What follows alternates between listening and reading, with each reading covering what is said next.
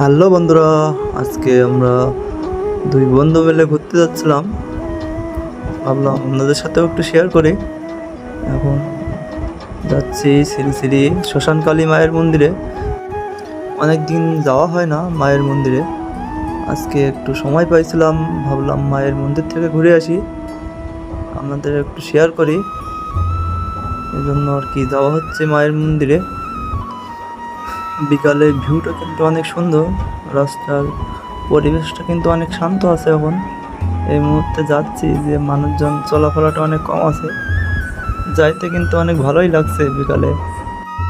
আজ বিকালের আবহাওয়াটা কিন্তু অনেক সুন্দর, অনেক ভালো লাগছে এই আবহাওয়ায় ঘুরতে। পরিবেশটাও অনেক সুন্দর লাগছে বিকালের।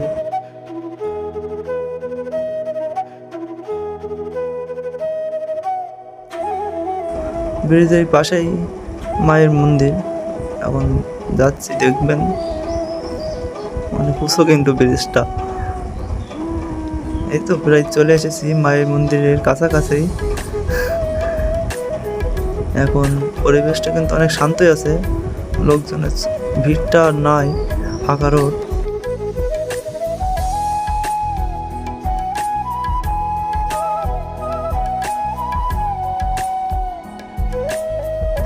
দেখছেন আর রাস্তাটা একটু খারাপ, যাইতে একটু কষ্ট হচ্ছে, প্রচুর ঝামেলার রাস্তা।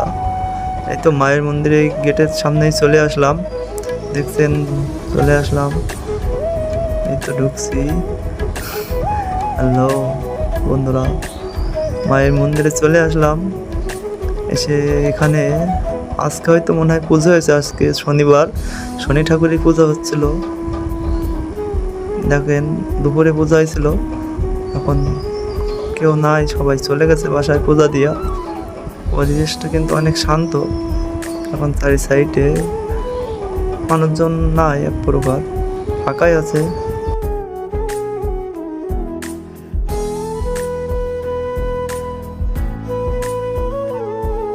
রাতের পরিবেশটা একটু বেশি সুন্দর লাগছে। মায়ের মন্দিরে বসে থাকলে একটা অন্যরকম অনুভূতি, মনের ভিতরে যে অনুভূতিটা কাজ করে সেটা হয়তো বলে বোঝানো যায় না।